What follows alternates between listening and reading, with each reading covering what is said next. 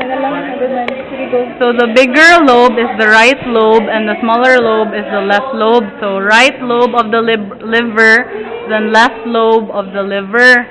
So this forms your inferior vena cava. Okay, better na siya, guys. So inferior vena cava.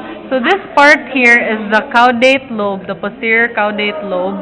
And then naa siya 3 holes here. So this is your portal vein, the Ano middle portal one. vein? The middle one, this one. Wait. The blue one. Blue man siya, so vein siya, so portal vein. Then this is your hepatic artery, kay red man siya.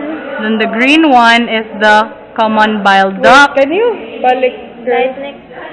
Okay, murag Oh, sorry, wait. So, common bile duct.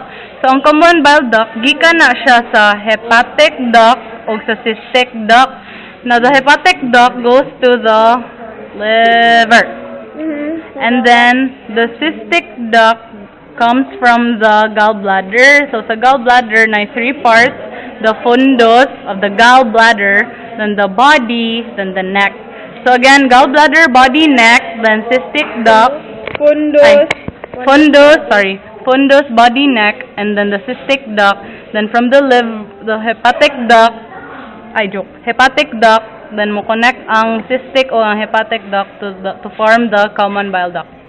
Okay, So this is the hepatic artery, portal vein, common bile duct. That's Okay. it.